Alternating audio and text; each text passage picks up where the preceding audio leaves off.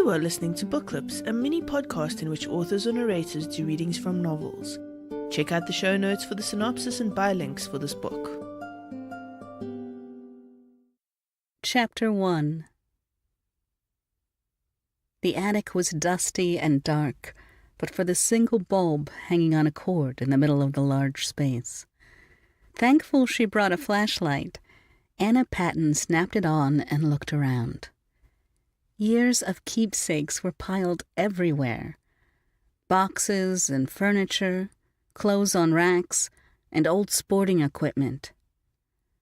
This is what happens when a house stays in a family for 3 generations, she thought, and started to work her way to the back of the attic. It seemed like a good enough place to start as any. Shining the light in her hand to the left and the right, she stopped when it fell on a box, with her name written in marker on the side. Keepsakes from my childhood? After Anna moved away, and the house was empty but for her parents, her mom had converted Anna's bedroom into a quilting room. Anna had never been sure what happened to her softball trophies or shelf after shelf of books. Now I know, she thought, and set the flashlight on a table where it shone at the box. Opening it, Anna smiled as memories immediately began to wash over her. Her senior yearbook from Astoria High School was right on top, and Anna picked it up to flip through some of the pages. As if by fate, it opened to a photo of Anna and 2 of her closest friends, joking around after a home football game. They were all decked out in purple and gold spirit wear, and Anna was even wearing a Letterman's jacket. It belonged to the team's all-state running back, Mitch Wallace. Now that brings back memories. Their relationship had been complicated, even by normal high school standards. Mitch was gay, but afraid to death of anyone finding out. In a small town in Oregon in the 1980s, being a star athlete did not pair well with having an alternative lifestyle. So Anna was his beard, so to speak, and she never minded. It kept all the other boys from trying to get in her pants. And the ruse helped with other things too, Anna Patten, and you know it. Not wanting to think about all of those details right now, Anna flipped the page and scanned the other pictures. She realized she was in a lot of them. As senior class president and one of the top academic students, Anna remembered being extremely busy, and it showed in how well she was represented in the annual. The hard work had paid off, though, and she earned a full-ride scholarship to Stanford. That opportunity to leave town and head out of state could not have come at a better time, she thought.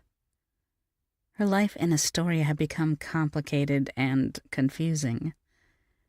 Thinking of it all now, Anna paused. A part of her wanted to flip to the autograph page at the back of the book, yet another part of her was uneasy. Why is my heart beating faster while I consider this? Feeling foolish for hesitating about something so silly, Anna defiantly turned to the last page of the yearbook. At first she did not see the words she was looking for, and then her eyes fell on them. In neat, clear script were 5 words, and reading them now made Anna catch her breath. Whenever you are ready. Lexie. Not more than 5 miles away, down a dirt country road, Lexie Scott walked with her 2 golden retrievers along the fence line of her 12-acre property. Even though it was early, the sun was warm for an April morning. The tall grass was damp, though, and Lexie knew she would have to rub her 2 dogs down before she let them back in the old farmhouse she called home. As if wanting to let her know it was worth it, Rosie came bounding alongside her with a grin on her face. Her brother Clem was right behind her, and the 2 of them romped in a circle around Lexie. "What are you 2 crazies up to this morning?" Lexie asked them. Clem barked as if he could understand her, and Lexie chuckled. You don't say. Picking up a stick from the grass, Lexie held it up for her 2 dogs to see, and the animals immediately paused in their antics to focus on what their master was doing. Sit, Lexie commanded, and both dogs obeyed instantly. Now wait for it. 1, 2, 3. Lexie threw the stick with all her might, and the dogs tore after it. The throw was a good one, and Lexie smiled. Even at 43, she knew her arm was still better than most. When she was 18, the college recruiters had come knocking with softball scholarships, but she was not interested. To her, the game was a hobby, and so she settled for going to the local community college to take writing classes. In the end, the decision was the right one, as her talent at creating imaginary worlds proved lucrative. Although she knew she would never be a Stephen King or a Nora Roberts, Lexie had a strong base of followers who always bought her books, and so she cranked out 1 or 2 a year in order to live very comfortably. It was with those funds she was able to buy the old Reynolds place 5 years before and slowly fix it up. The project was a challenge from the start, as Lexie knew little about remodeling, but it turned into a labor of love, as she found joy and fulfillment in bringing the house and the land back to life. Not to mention it was the distraction I needed at the time, she thought with a heavy sigh. I should never have gone to that damn high school reunion. It was dumb then, just like it's dumb thinking about it now. With a shake of her head to try and clear the unwelcome thoughts, Lexie started walking again and called to her dogs. Before the animals could get all the way back to her, Lexie's cell phone rang, and, grateful for the distraction, she answered. "This is Lexie," she said. "Good morning, big sister," Lexie heard her sibling Jackie Scott say. "Out walking the fence line, I assume?" Lexie chuckled. "You know it," she answered. "And let me guess, you're racing way too fast down the I-5 through the heart of Seattle because you're late for a meeting." "Actually, I'm on the 405, but pretty much yes," Jackie said, and Lexie could tell she was smiling. "But I didn't call to chit-chat about directions. I want to know if you're still coming up the weekend after next, for my birthday." "Wouldn't dare miss it," Lexie said, even though the last thing she wanted was to drive 3 hours into big city traffic. Still, this was a milestone birthday, and Lexie was pretty sure Jackie was not looking forward to it. All the more reason to rub it in, Lexie thought and grinned. "After all, you are turning the big 4-0, she said. There was a pause on the phone. "You're loving this, aren't you?" Jackie said. Lexie laughed. "More than you can imagine," she answered.